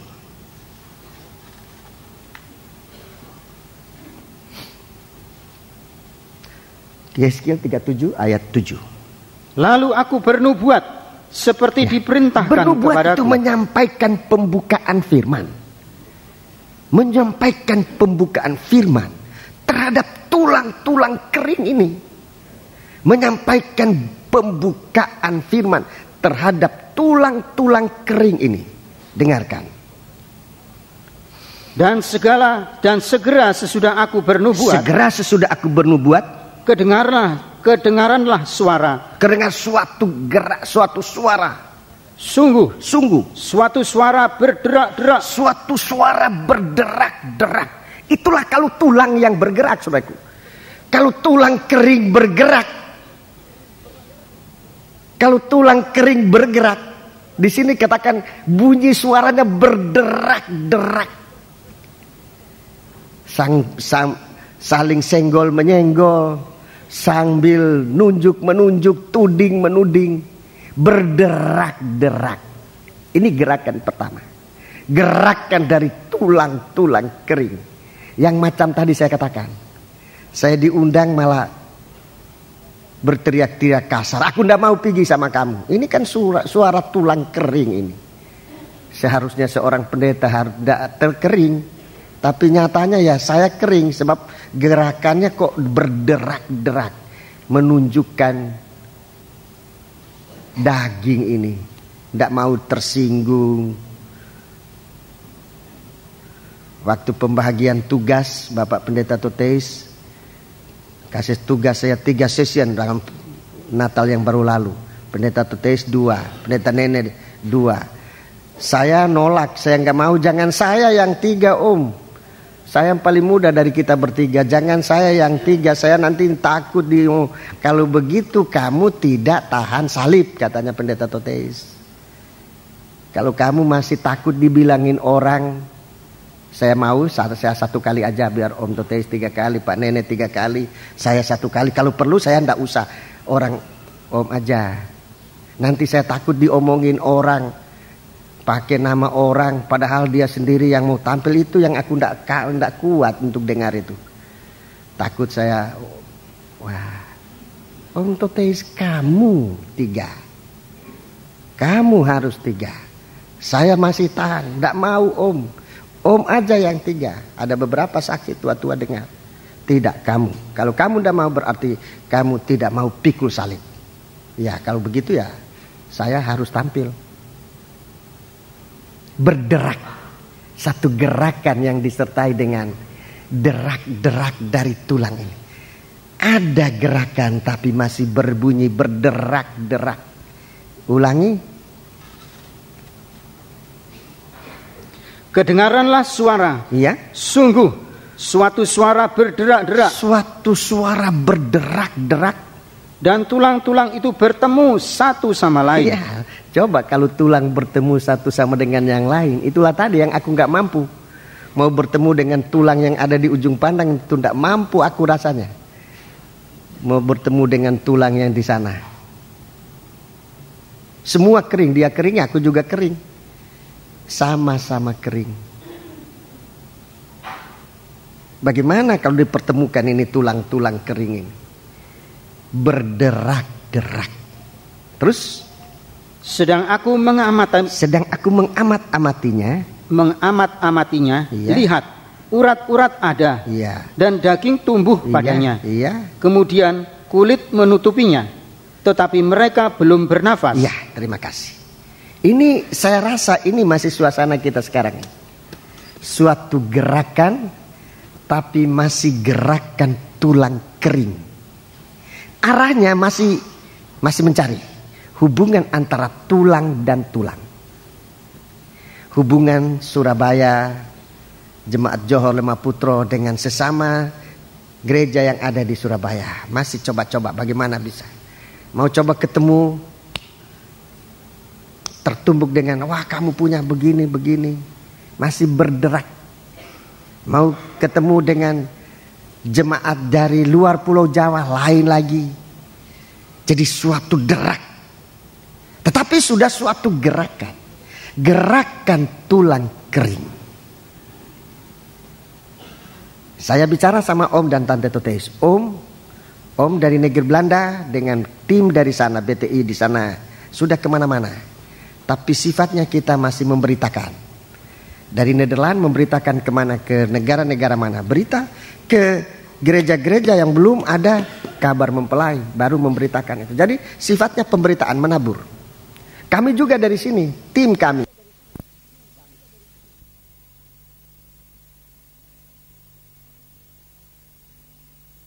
Sifatnya untuk masih menabur, sebab memang negara itu belum memiliki kabar mempelai. Satu kali kami bertemu, tim dari Belanda, tim dari Indonesia. Waktu itu di India. Tuhan sudah atur sedemikian rupa, sama-sama, anggota sama. Tim dari Indonesia 9 orang, tim dari Belanda juga 9 orang. Jadi ketemu sama-sama di India. Waktu itu suatu gerakan juga terjadi, begitu indah. Nah, saya sampaikan Om Totes, memang yang belum pernah terjadi, Indonesia dan Belanda belum pernah bertemu.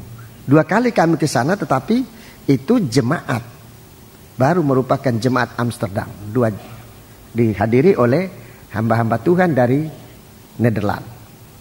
Tapi secara keseluruhan, hamba Tuhan mengikut sertakan imam-imam dan anggota itu belum pernah. Tante Totes dia bilang, ini yang dirindukan oleh Papa dulu. Jadi kita tidak tahu ini, kita masih berdoa apakah ini terjadinya di Indonesia atau di negeri Belanda. Doa siapa yang kuat, atau kita melemah doa supaya terjadinya di Indonesia, atau kita berdoa sungguh-sungguh terjadinya di negeri Belanda, atau sebaliknya, terserah. Tapi sesungguhnya ini suatu kerinduan. 2, ini tulang-tulang ini. Jangan saudara pikir kita ini bahasa, kalau kita di Indonesia mulai terbentuk kegerakan. Jangan saudara kita sudah bahasa. Ini masih gerakan tulang-tulang kering. Masih terjadi salah paham sana sini, kekurangan sana. Sebab memang tulang kering. Bagaimana tulang-tulang ini akan bertemu?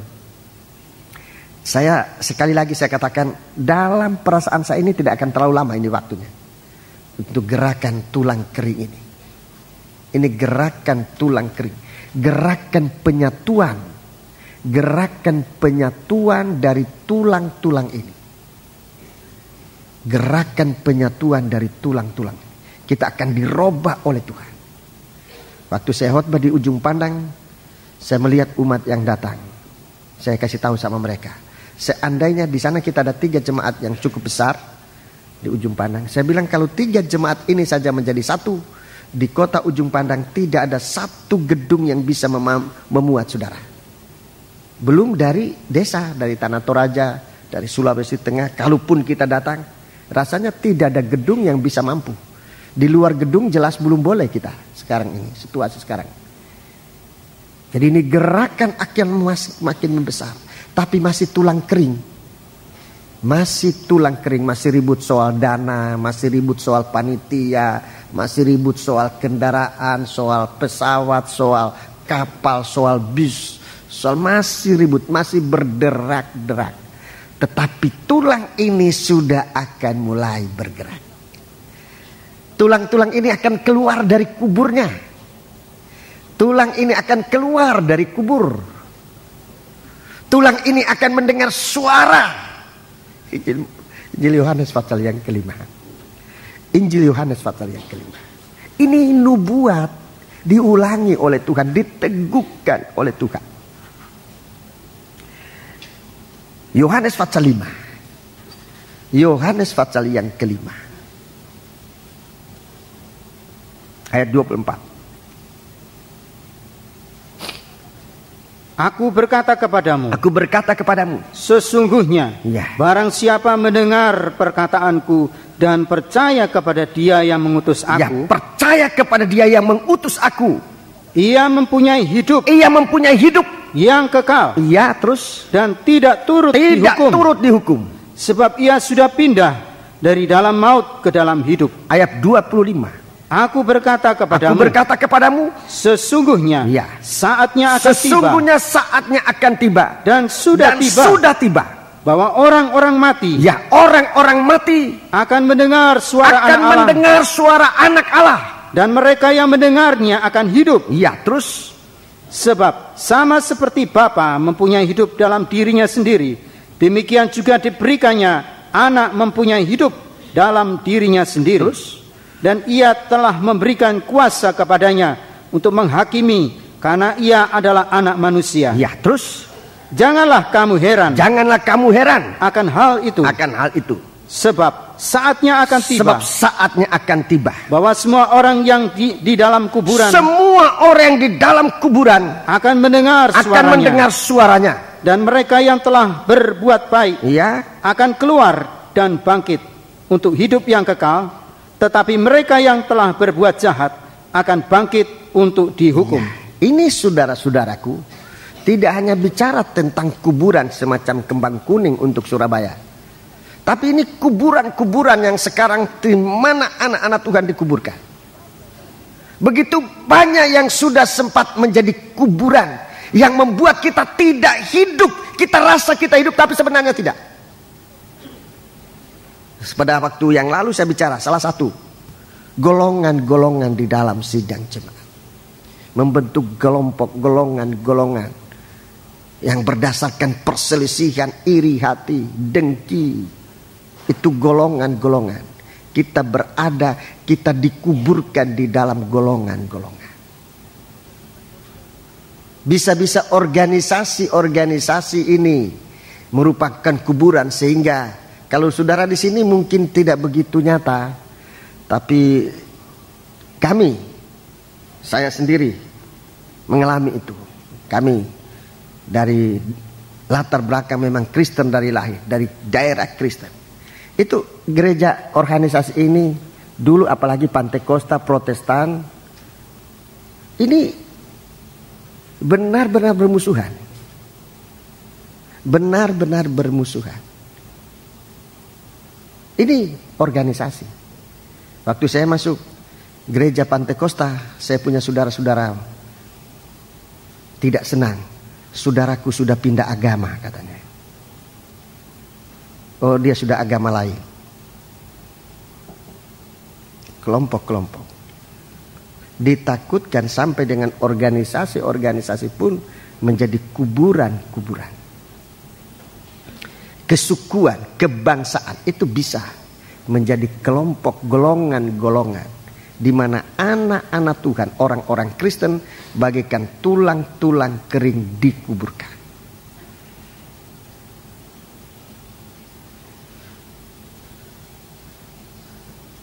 Dulu begitu hebat, sudah di kalangan kaum muda di kampung kami, dilihat, oh itu cewek cantik, tanya Pantekosta, cantik, sayang Pantekosta. Ngomongnya gitu cowoknya, cewek itu begitu cantik tuh Pak, sayang Pantekosta. Coba Protestan, saya lamar dia. Itu dulu. Tapi bukan berarti sekarang semaunya. Kalau saudara semaunya ya nggak bisa hidup, ya. Dulu begitu kuat. Ada nyanyian, oh itu nyanyian Pantekosta. Di sini nyanyian Pantekosta tidak boleh dinyanyikan di sini. Kita membentuk kuburan-kuburan. Oh itu nyanyian Protestan. Saya pernah masuk nyanyian apa? Psalo. Itu nyanyian untuk orang mati. Nyanyian penghiburan, kalau ada orang mati ambil psalo. Saya dengar itu, waduh.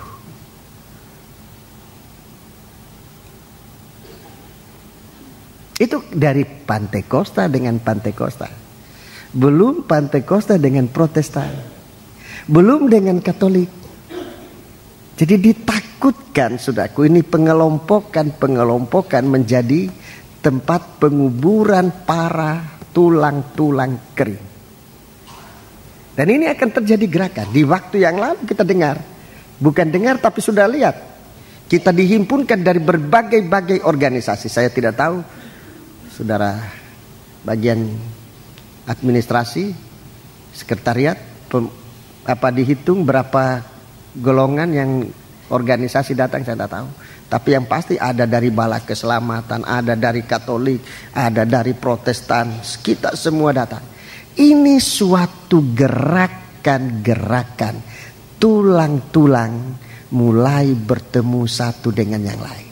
Sama-sama kering. Jangan ngaku-ngaku basah. Sama-sama kering. Kalau kita merasa kita lebih dari yang lain, itu berarti kita juga kering. Kalau kita merasa kita lebih suci dari yang lain, itu berarti kita juga tulang kering.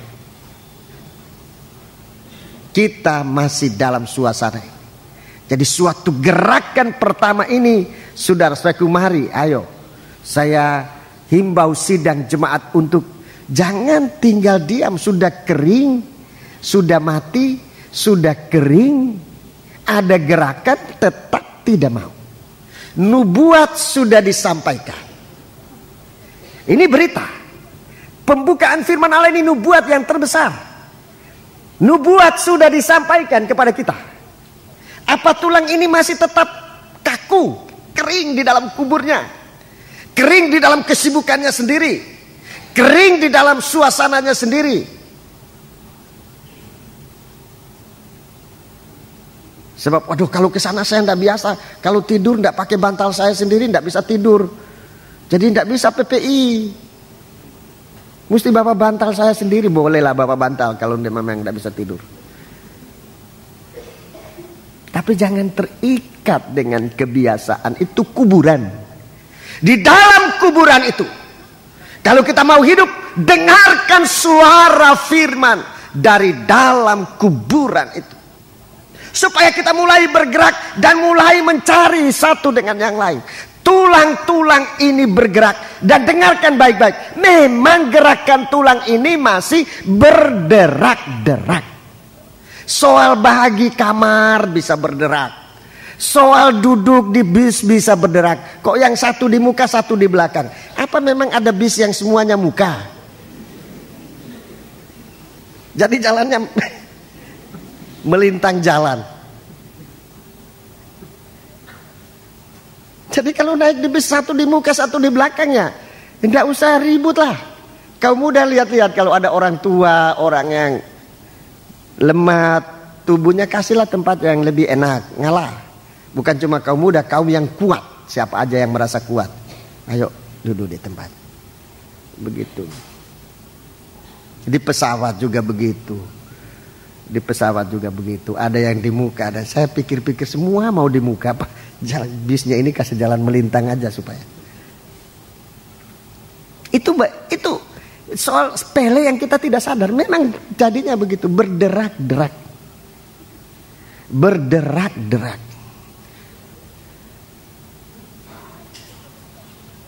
Banyak kejadian-kejadian menjadi sandungan dalam gerakan ini. Gak usah jauh-jauh nanti ke Mojokerto. Diumumkan jam berapa berangkat nanti, jam 2 atau jam 3? Jam 2 atau jam 3 belum tahu. Ya, diumumkan, dengarlah pengumuman. Jangan jam 3 berangkat, jam 3:30 baru datang, lalu marah-marah. Masa mereka itu namanya kasih-kasih kok aku ndak ditunggu? Yang datangnya 3:30 ya nuntut kasih. Kasih dari mana? Mbok sadar sendiri, datangnya sudah telat, marahin. Siapa itu pimpinan bis? Punya kasih. Tiap hari bicara kasih.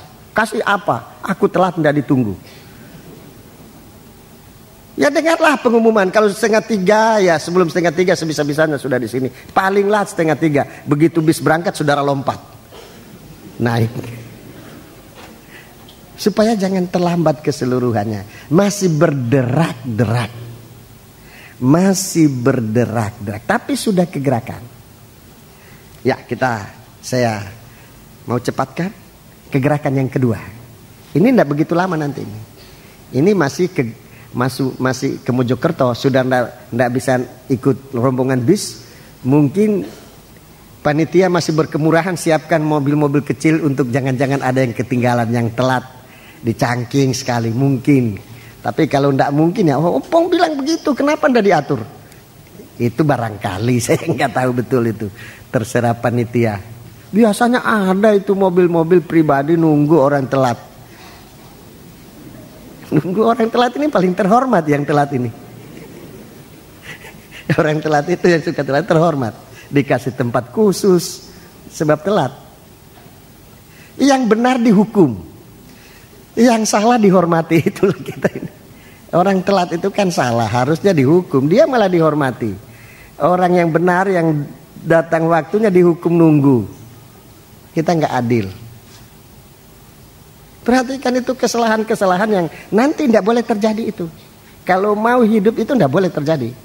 Jangan saudara menghukum orang benar. Orang telat itu menghukum orang benar. Dan saudara tahu apa artinya menghukum orang benar. Itu soal kecil-kecilan itu ya. Tetapi suatu derak dari tulang-tulang kering. Sekarang yang kedua ya, yang kedua. Yang kedua itu tidak boleh telat. Itu tidak ada deraknya lagi. Itu hanya ada satu suara komando. Naik. Gak ada lagi suara derak-derak, itu tidak ada. Satu komando singkat. Coba ayat 9 sampai 10. Maka firman-Nya kepadaku, ya. Bernubuatlah kepada nafas hidup itu. Bernubuatlah kepada nafas hidup itu. Bernubuatlah, hai anak manusia, ya. Dan katakanlah kepada nafas hidup itu, ya. Beginilah firman Tuhan Allah. Beginilah firman Tuhan Allah. Hai nafas hidup. Hai nafas hidup. Datanglah dari keempat penjuru angin. Dan berembuslah ke dalam orang-orang yang terbunuh ini, supaya mereka hidup kembali. Lalu aku bernubuat seperti diperintahkannya, ya. Kepadaku, dan nafas hidup itu masuk di dalam mereka. Sehingga mereka hidup kembali. Mereka menjejakkan kakinya. Suatu tentara yang, ya. Sangat besar. Ya. Suatu tentara yang sangat besar. Jadi ini nubuat, ini yang kedua kali ya. Suatu tentara yang sangat besar, di mana suatu kehidupan masuk di dalam tulang-tulang kering. Ini saudaraku suatu gerakan yang arahnya bukan lagi dari Surabaya ke Mojokerto, bukan lagi. Tapi ini suara yang menuju ke atas. Suatu nubuat, suatu gerakan yang bersifat rohani. Kalau tadi memang masih manusia daging, tapi ini sudah manusia rohani, manusia yang sempat diobatkan oleh Tuhan. Sebab dalam gerakan pertama, tulang-tulang ini nanti akan dihubungkan, dihubungkan dengan urat-urat, dihubungkan dengan ditutupi dengan daging tumbuh padanya, kemudian kulit menutupnya, dan tetapi belum bernafas. Jadi nanti ada suatu gerakan yang kedua, suatu ibadah yang memberi kita suatu kehidupan yang baru, suatu pembaharuan. Kolose pasal yang kedua. Dalam surat Kolose pasal yang kedua. Kolose pasal yang kedua.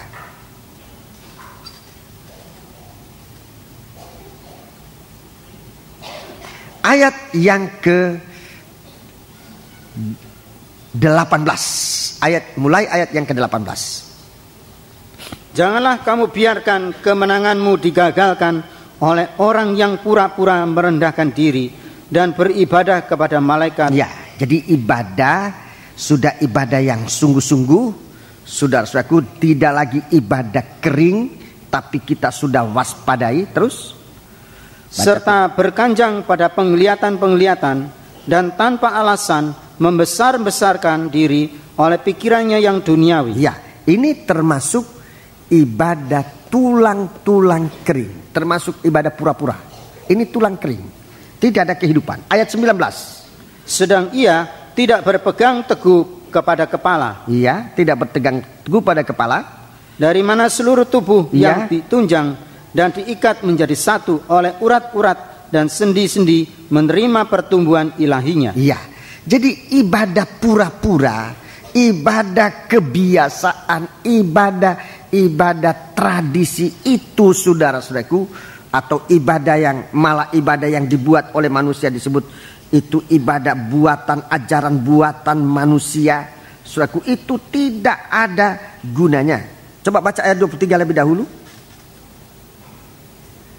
Peraturan-peraturan ini walaupun nampaknya penuh hikmat, dengan ibadah buatan sendiri, seperti merendahkan diri, menyiksa diri, tidak ada gunanya selain untuk memuaskan hidup duniawi. Ya, jadi ini kita perhatikan, saudaraku, dalam keadaan tulang-tulang kering ini ada ibadah, tapi ibadah semacam ini tanpa urat, disebut tanpa sendi-sendi, tidak bisa berhubungan satu dengan yang lain. Ibadah yang betul dalam ayat 20. Baca ayat 20 Kolose 2 ayat 20. Apabila kamu telah mati bersama-sama dengan Kristus dan bebas dari roh-roh dunia, mengapakah kamu menaklukkan dirimu pada rupa-rupa peraturan seolah-olah kamu masih hidup di dunia? Ya, ini yang pertama. Tanda dari ibadah. Tanda dari ibadah. Tanda dari ibadah yang benar. Mati bersama dengan Kristus, bebas dari roh dunia. Itu tanda pertama. Hasilnya dari ibadah. Ibadah yang betul. Untuk bisa masuk dalam kegerakan. Kalau kita ini tadinya tulang-tulang kering, tanda pertama, saudara-saudaraku, kita meninggalkan dosa, kehidupan yang dikuasai oleh roh dunia. Kita menjadi hidup baru di dalam Tuhan. Itu tanda pertama. Jadi tidak dulu berdosa begitu, sekarang begitu, dan seterusnya begitu. Ya enggak. Berubah. Tanda kematian. Berani menanggalkan cara hidup lama. Itu sudah tanda ibadah kita hidup. Berani meninggalkan dosa.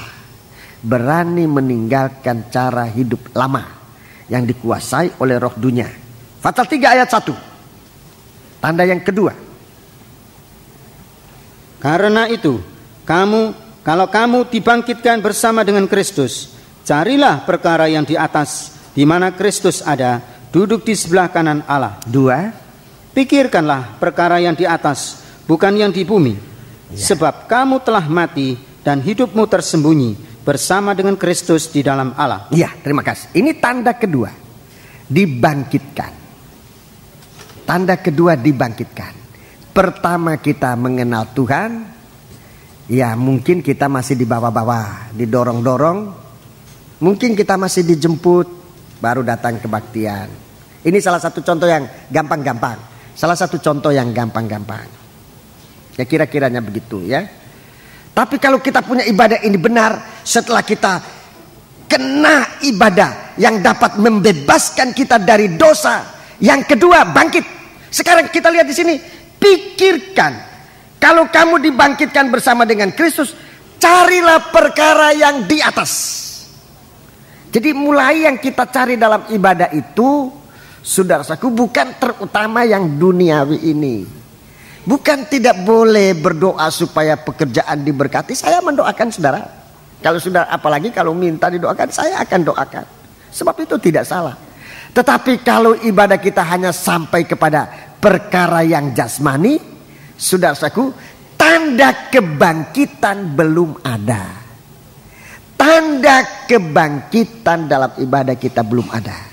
Kalau kita sudah mulai memikirkan, ini perkataan memikirkan sebetulnya mengutamakan atau utamakan perkara. Carilah perkara yang di atas. Dicari itu berarti diutamakan. Mencari perkara yang di atas, di mana Kristus ada duduk di sebelah kanan Allah. Jadi ibadah kita ini mulai sifatnya rohani. Roh yang menghidupkan, nafas kehidupan itu mulai masuk di dalam kehidupan kita. Mulai ada hubungan dengan Kristus. Mulai ada hubungan dengan Kristus sebagai kepala. Jadi mulai ada perkara rohani. Yesus yang terutama. Sebab kamu telah mati dan hidupmu tersembunyi bersama dengan Kristus di dalam Allah. Ini tanda-tanda kebangkitan. Mulai memikirkan yang rohani. Mulai memikirkan yang rohani. Saudara saudaraku, jangan malah tinggalkan yang rohani, pergi mencari yang daging. Di sana nanti, syukur-syukur kalau saudara masih bisa disadarkan kembali untuk ingat perkara rohani. Kalau tidak, benar terjerumus. Sebab ibadah ini ditandai dengan tanda kematian. Mulai kita tidak lagi sibuk dengan memikirkan yang di bumi ini, tetapi perkara yang di atas. Pikirkanlah perkara yang di atas, bukan yang di bumi. Sebab tadinya kita adalah tulang-tulang kering. Jadi itu tanda kedua, kebangkitan. Mulai rohani. Kali ini orang semacam ini, biar tidak dijemput, dia datang sendiri. Ini contoh-contoh yang sangat gampang kita bisa lihat. Jadi orang tadi harus dijemput, boleh juga terus dijemput karena dia tidak punya kendaraan, tentu boleh. Tapi umpamanya tidak dijemput, dia berusaha mau datang. Ini orang ini sudah mulai hidup. Banyak hal-hal yang tanda-tanda. Ini tanda-tanda yang gampang, yang tanda-tanda yang bisa kita lihat sendiri. Bagaimana ibadah ini? Bagaimana ibadah kita ini? Ada percobaan masih tetap ikut Tuhan, ini berarti roh hidup itu sudah masuk di kita. Ada kesulitan masih berusaha untuk tetap ikut Tuhan, itu berarti roh kehidupan sudah masuk di dalam kita. Ini tinggal menunggu komando pasal yang keempat. Pasal 3 ayat 4. Ini komando terakhir. Ini komando yang terakhir. Naiklah kemari. Ayat 4. Apabila Kristus yang adalah hidup kita, menyatakan diri kelak, ia menyatakan dirinya kelak, kamu pun akan menyatakan diri bersama dengan dia dalam kemuliaan. Ya, jadi ini gerakan akan diangkat dalam kemuliaan. Ini tidak boleh terlambat. Ini sama sekali tidak boleh terlambat. Terlambat berarti hilang untuk selama-lamanya. Jadi suatu gerakan kehidupan rohani ini, ibadah yang ditandai dengan kematian bersama Kristus, artinya belajar, berusaha meninggalkan kebiasaan yang tidak baik, kebiasaan hawa nafsu daging yang tidak baik. Kita mulai memikirkan seperti pikiran yang ada pada Kristus. Kita mulai merasakan seperti perasaan yang ada pada Kristus, untuk kemudian kita dibaharui oleh Tuhan, menjadi baru, di mana hubungan kita dengan Tuhan secara pribadi. Nanti saatnya hubungan kita ini dengan Tuhan sebagai tubuh dan kepala. Jadi kita di sini diajar untuk bisa ada hubungan dengan Tuhan secara pribadi. Tidak tergantung lagi kepada orang. Seperti orang-orang di dalam Injil Yohanes pasal 4, orang Samaria. Tadinya mereka mendengar kesaksian dari wanita Samaria itu. Tapi sesudah mereka bertemu dengan Yesus, dia katakan, sekarang kami percaya. Bukan lagi karena perkataan perempuan ini, tapi karena kami sendiri sudah mengalami, sudah melihat. Ini saudaraku, ibadah yang semakin meningkat. Ini suatu gerakan yang rohani nanti. Kegerakan rohani ini tidak ada lagi suatu panitianya. Tidak ada panitianya lagi nanti. Itu tidak ada panitia yang bisa ngatur ini. Tidak ada lagi bidang transportasi, nggak ada lagi. Bidang konsumsi nggak ada lagi. Bidang administrasi tidak ada lagi. Kepala-kepala itu nggak ada lagi, yang ada hanya Kristus sebagai kepala. Dan kita nanti akan menunggu saatnya Yesus ditampilkan dalam kemuliaan. Orang-orang yang sudah terkait dengan Kristus, yang sudah dibangkitkan, terkait dengan Kristus, kita akan diangkat. Itu hanya satu komando. Naiklah kemari. Naiklah kemari. Supaya kehidupan kita menjadi suatu kehidupan yang sungguh-sungguh datang kepada Tuhan. Sebab itu, saudaraku, jangan kita lengah dalam ibadah ini, tapi biarlah ibadah kita ibadah yang sungguh-sungguh. Sebelum saya mengakhiri ini, saya anjurkan saudara membaca kembali dalam Yesaya pasal 37 ini. Saya akan berhenti berbicara. Biarkan Roh Kudus akan menjelaskan kepada saudara-saudara. Supaya apa yang dimaksudkan oleh Tuhan menjadi jelas kepada saudara-saudara sekalian.